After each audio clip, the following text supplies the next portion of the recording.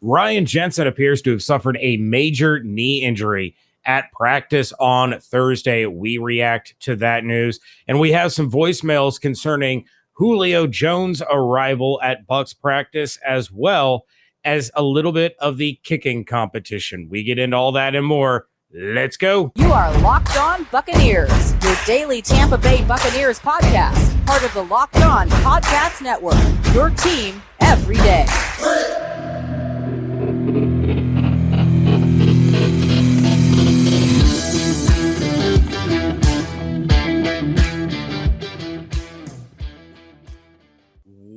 What's up, and welcome to the Locked On Bucs Podcast, part of the Locked On Podcast Network. It's your team every day. We are your daily podcast covering the Tampa Bay Buccaneers, free and available on all platforms, including YouTube.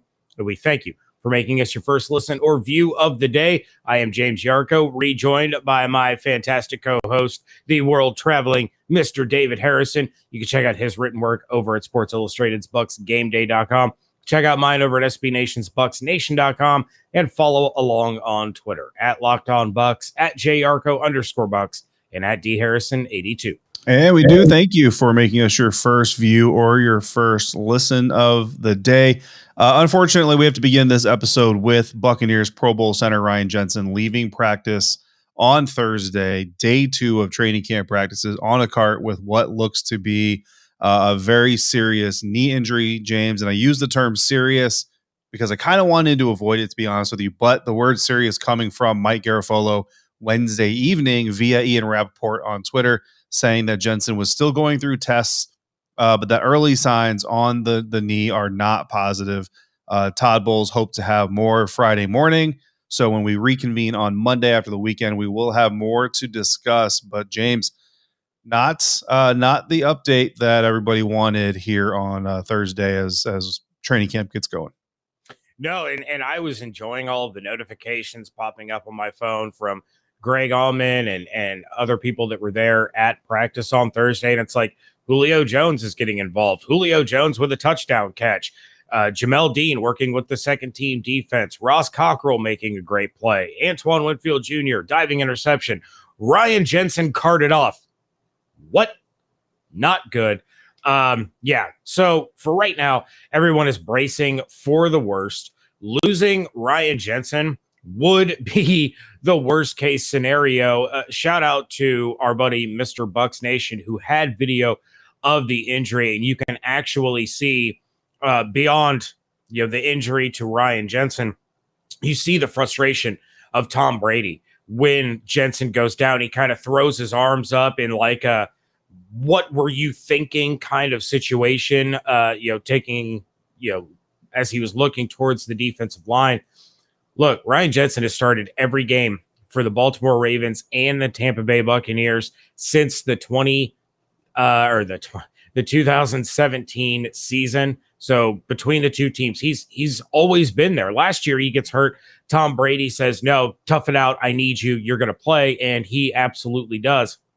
So beyond that, the health of the offensive line was a strong suit, and one of the reasons that they were a favorite entering the 2021 playoffs before they lost Tristan Wirfs against the Philadelphia Eagles.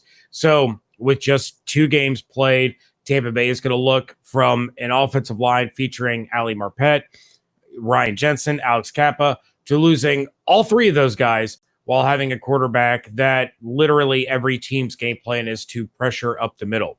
Good news, if there is any, is that Robert Hainsey has been working really hard this offseason. That was pointed out by Carmen Vitale of the Draft Network, which she was on last week. So Hainsey is we're going to see what he's made of, right? And I'm not going to be surprised at all if the Buccaneers now look to veteran free agent center J.C. Tretter to come in and fill the void. He was a longtime starter for the Green Bay Packers and the Cleveland Browns. If the injury is as serious as we're all starting to believe, I think they sign him. If they don't sign, any kind of depth whatsoever, I would say that maybe that's good news. Yeah, I mean, if they don't bring anybody in, then it shows that they're very confident in who they have behind Ryan Jensen. Not that it's going to be the same. Not that it's going to, Ryan Jensen brings a lot more than just his ability to block and pass protect and do it. Like he's a leader on the team. He's a leader on the offensive line. He's an emotional leader. You know what I mean? Like the team really kind of adopts a better playing style just from having him on the field. And so that in and of itself is going to be nearly impossible to replace. It just is what it is. You know what I mean? You can't bring in Robert Hainsey and expect that same type of emotional impact, or JC Treader, even for that matter. So this team, and again, multiple people said there was an obvious drop in the tone and the pace of the practice after that, and that's to be expected. They're all human beings out there. It's not as simple.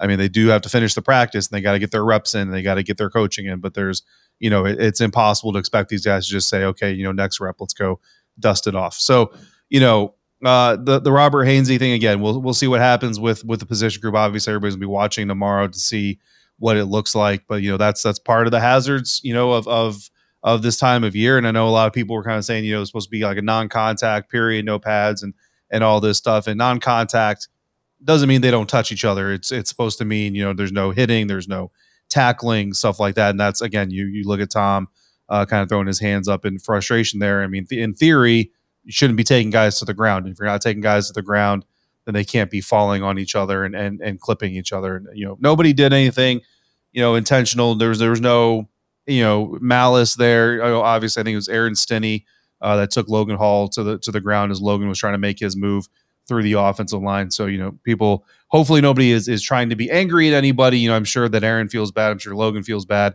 enough as it is. Nobody doing anything with any type of malice. But it is again, we'll talk more Monday, I imagine, on potential replacements. JC is an option, Robert is an option, but I don't want to get too deep into the replacement conversation until we have to get into the replacement. I don't know, call me superstitious, call me naive, you know what I mean? But look, I mean, and I tweeted this, man, like this is beyond the X's and O's. Ryan Jensen is a good dude, man. And Carmen talks about that. People within the organization talk about that. We've had the opportunity to talk to him, both in person and on the show. I remember watching him, first training camp I went to in Tampa. As soon as practice was over, man, his kids are on the field running around, and he's running around with them. And he's just a genuine dude. I told this story, I think, on the episode with Carmen. I'm going to share it, James, now for anybody who hasn't heard it before. But and to some people, this is going to sound really small, but to guys like us, this means something. But we had set up an interview through Ryan's agent when he was on the show. I can't remember, what season that was that we invited him on. Yeah, it was right after he signed as a free agent. So that was 2018. Yeah, I think 2018. Yeah. So we invite him on the show. He immediately accepts the invitation. So we set it up the day and the time. We hook up with him. I think it was on Zoom. And because of where he was at his family's house in Colorado, the weather was bad, which I'm from Colorado. So I get that. So the connection was terrible. It was just horrible, and honestly, James, were like, oh man, this sucks because this is an opportunity that we had and we're going to lose it now. And maybe we can reschedule, but we don't even get to that point because he says, hey guys, listen, what if we do this? It's like, there's much better signal. I can go down. There's like a coffee shop or something that'll let me kind of like take a corner and do this. And maybe, like, can we do this? Like, I think it was like the next day, like he actually in the moment was like, let me solve this problem and reschedule this thing. And then he literally took his big self into town, in Colorado. And I was like, hey, I need to do this show for these guys. And, I messed up and did it. And I mean, it just kind of shows the character of the guy, right? Because he could very easily just been like, hey, sorry, it's not working out, guys. Yeah. Reach out to my guys. We'll reschedule it for another time. No problem. And go back to doing what he's doing. But so again, it's a small thing, right? But sometimes the small things mean the most. So for me, it's just heartbreaking, man. And I'm just gutted every time I see a new update that just points to more and more. So I'm hoping that, as some of you are listening to this, some of you are watching this, maybe we're getting good news, but it definitely doesn't look good for one of the best players on the roster.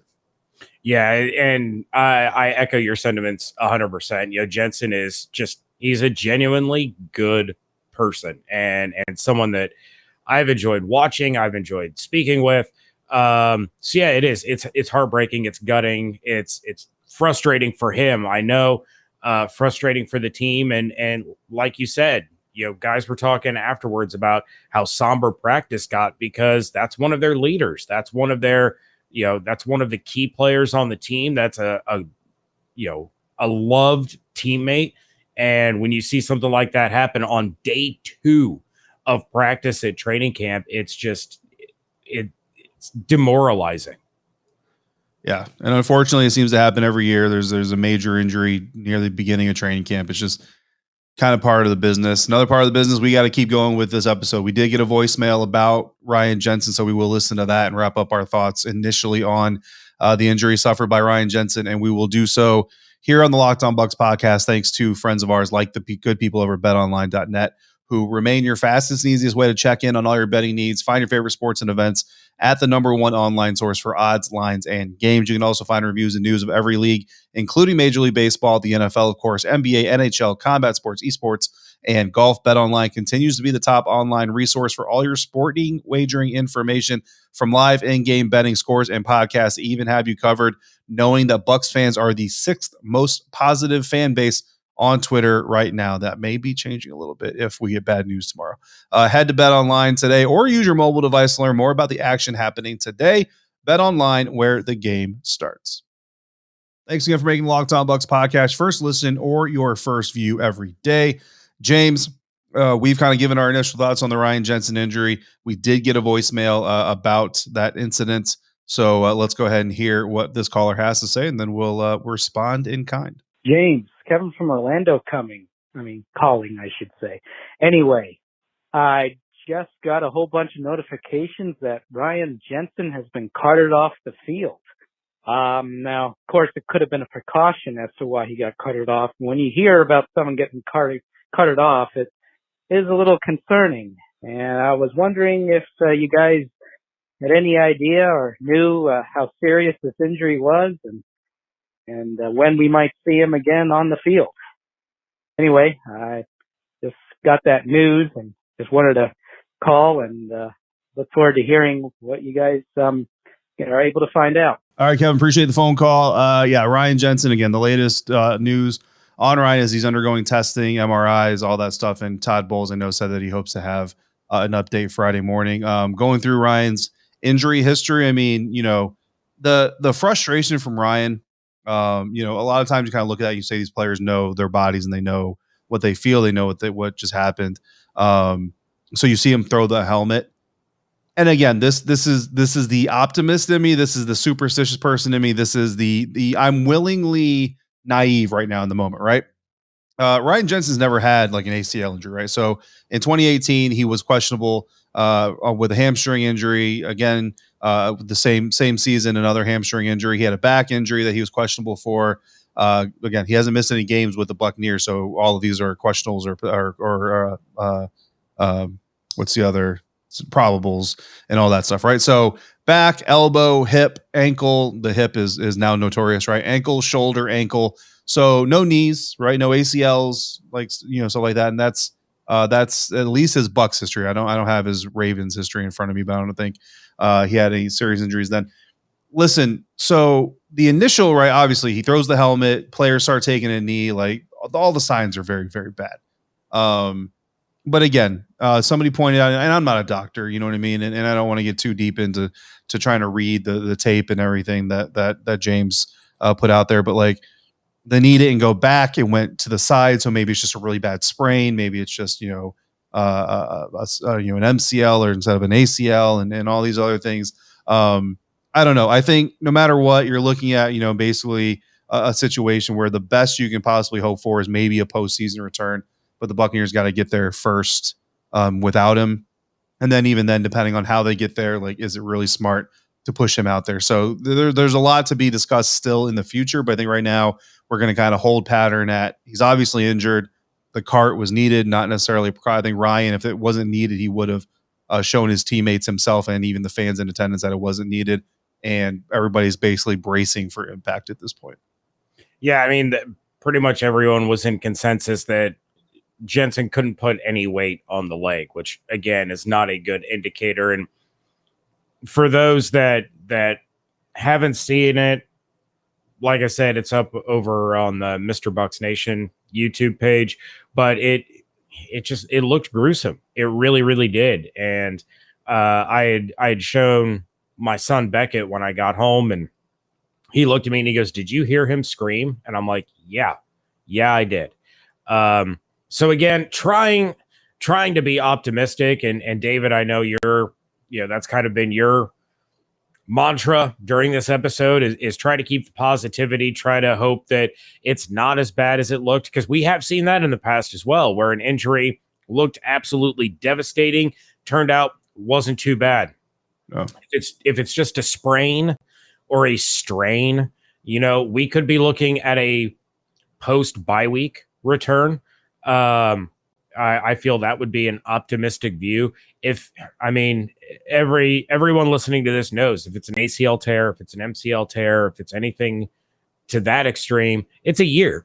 It is a year, which would really, really be devastating to this team for all the reasons that we talked about earlier, beyond the X's and O's, in the locker room, on the sideline, as a leader on the team.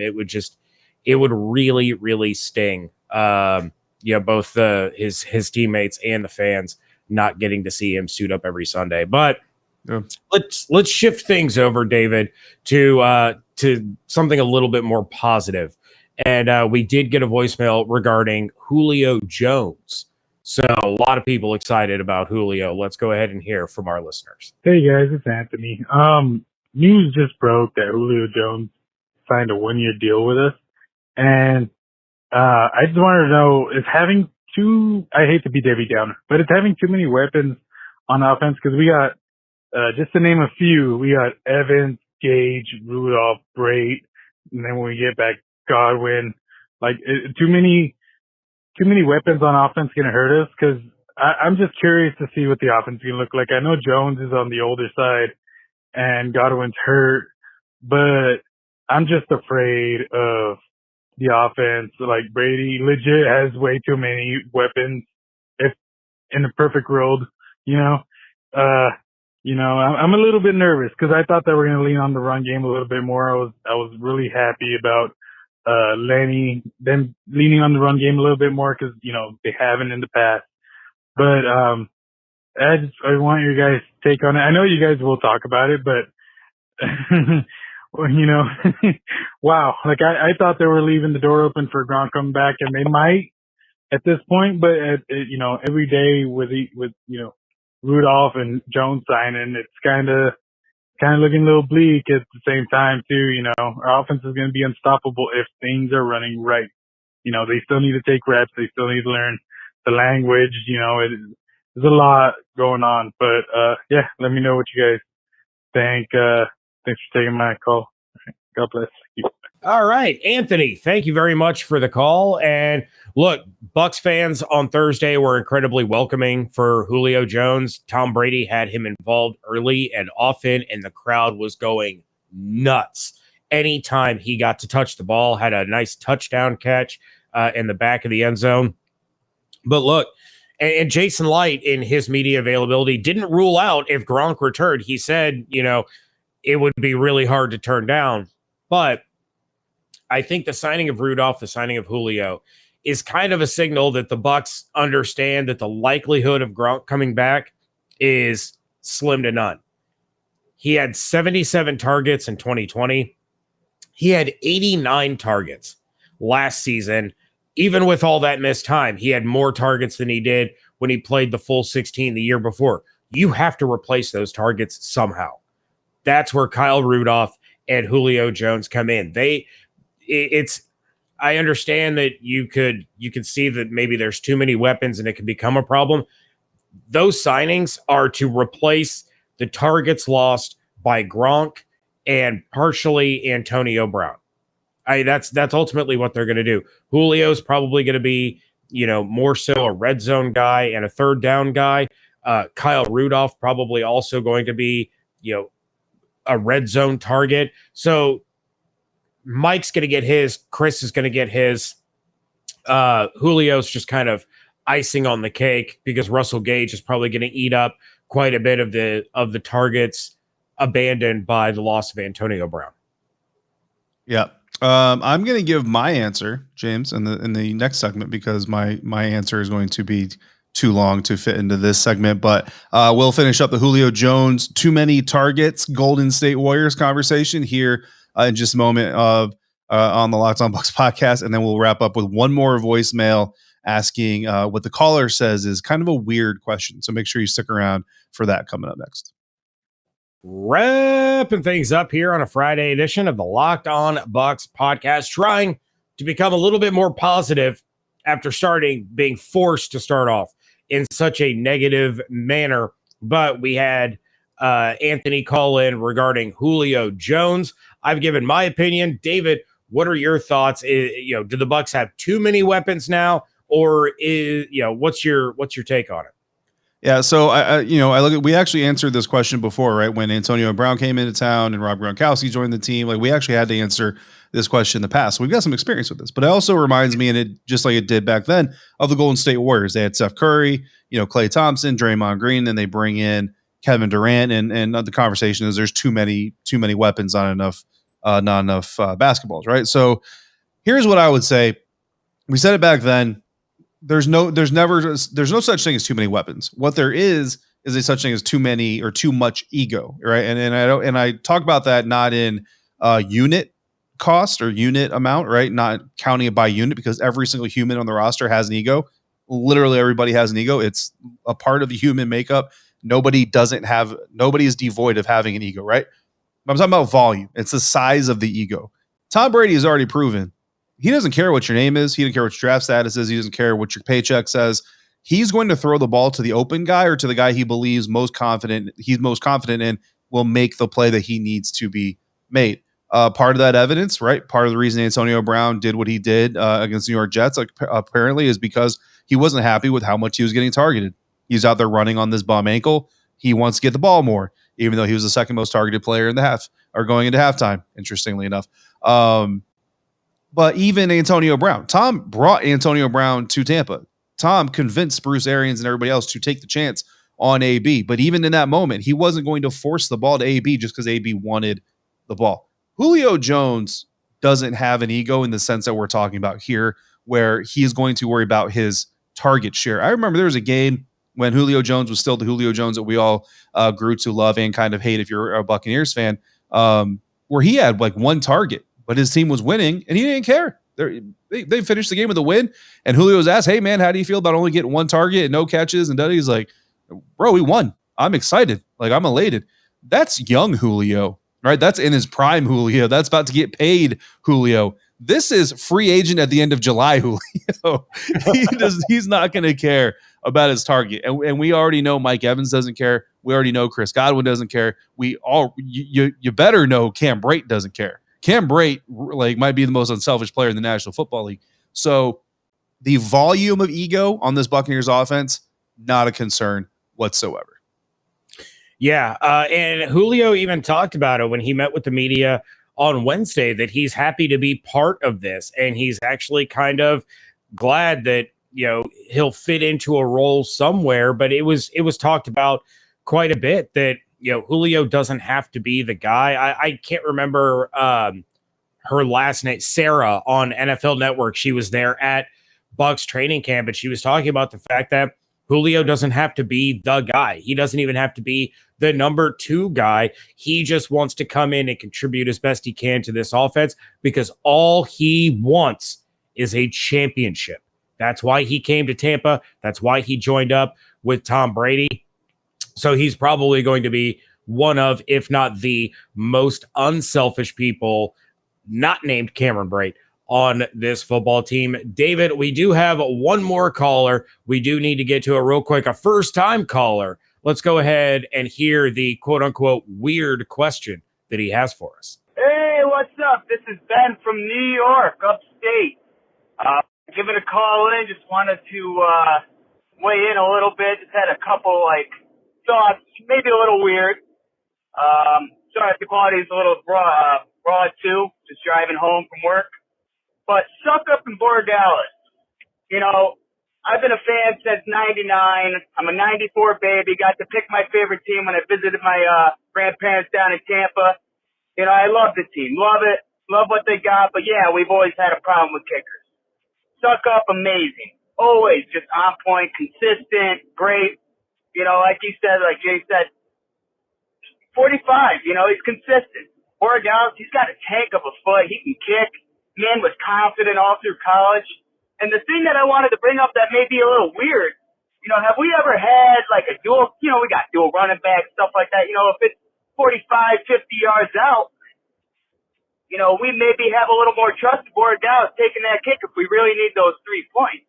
Is this something where we may see Suckup, hitting those consistent 45 in, just, give him the Suckup, and, got something 55 yards out. We need these 3 points. Do you think they're going to try putting Suckup in, or do you think this is a point where Borregales kind of show what he's got? That's just my thought. Not much to it, but man, that guy has a foot, and I would love, even when Suckup's done and they say goodbye to Suckup, Borregales jumps in, I would be so happy.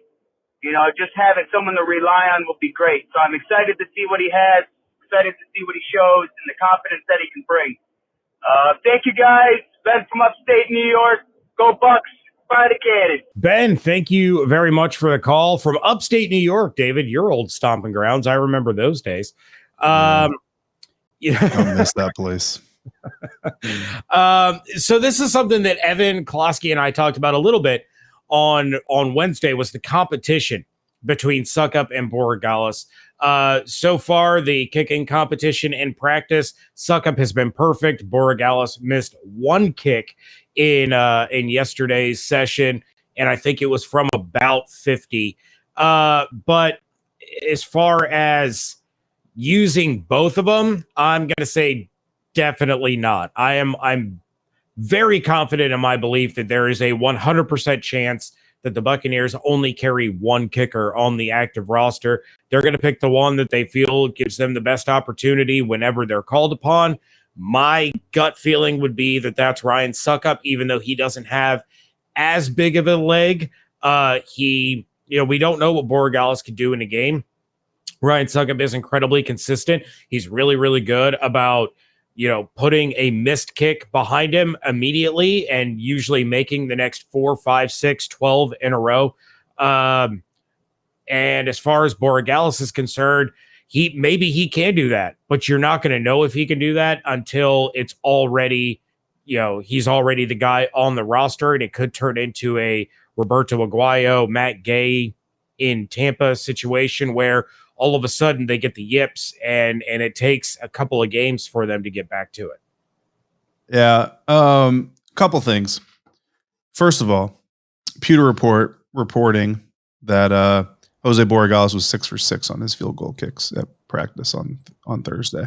Okay. However, Greg Hallman reporting that he was 5 for 6. Aha. However, Scott Smith reporting he was 7 for 8. So this is why I never tweet kicks, because it's insanely frustrating to try to track. So that is not a dig at any of those 3 great media sources. That's just an example of how frustrating it can be to track kicks. Unless you're sitting like right in the goalpost and Matt Gay is just bombing 60-yarders in the indoor facility. Anyway, Jose Borregales absolutely has, I would say, a cannon for a leg. I don't know. When I think tank for a leg, I think like squishing the football, and that's not what you want. So, nitpicking there a little bit. But here's what I'm going to say. So it's a weird question. I'm going to give a weird answer. I would agree with you 100%, absolutely, if this coaching staff hadn't gone through Matt Gay. Because if you remember, right, like there was actually a conversation amongst fans mostly, right, but that like Matt Gay can kick certain things, but then certain things he really can't kick, like 35-yarders from the right hash and stuff like that. Maybe you keep another kicker who can make those kicks, and then you keep Matt Gay for the longer kicks. And of course, we discounted it. The coach said, I was like, no, that's ridiculous. We're not going to do that. And then what happened? Like that problem cost the Bucs that season. This coaching staff lived through that, James. If you're a person who lived through the Depression, guess what you did when you had the opportunity? You saved money, you saved resources. This coaching staff has lived through a kicker situation where they have a kicker, young kicker, very talented, has a little bit of an issue, and they didn't keep the security blanket. I'm not saying it's going to happen. I'm just saying this coaching staff would be the one to do it. But I think it would also be hilarious if the first wrong answer we got on our 53-man roster projections would be the kicker. That would be hilarious to me. So that's the end of my remarks complete. Well, this is the coaching staff that protected Borregales on the practice squad all season long. So in a way, they did hedge their bet and they did make sure that they had a protected kicker there in case those issues popped up. Something that they'll probably do again. But I still say right now, Suckup is going to get the job. But I'm excited to watch Borregales compete because I do think it's a legitimate competition. If they can save themselves a little bit of money that they might have to use on another center or maybe a big goofy tight end later in the season, then that's exactly what they'll do. With that, David, we are going to get out of here. We will be back on Monday with a Ryan Jensen update. Hopefully it's a good one. And of course, more reaction from training camp. We want to thank you all for making Locked On Bucs your first listen or view of the day. Now make your second listen to Locked On NFL podcast, our national NFL experts and insiders. Keep fans dialed in with the biggest stories and the latest news from around the league. If you want to contribute to the show, you can send us an email to lockedonbucspodcast@gmail.com, or like the gentleman who contributed to this episode, leave us a voicemail at 813-444-5841 if you want to give your thoughts on Ryan Jensen, the signing of Julio Jones, anything else that might happen over the weekend. Please feel free to do so. Check out David's work over at BucsGameDay.com. Check out mine at BucsNation.com. And of course, make sure you're following along on Twitter at Locked On Bucs, at JYarcho_Bucs, and at DHarrison82. Hope you all have an absolutely outstanding weekend. Stay safe, stay healthy, fire those cannons. And we thank you so much for joining us right here at Locked On Bucs.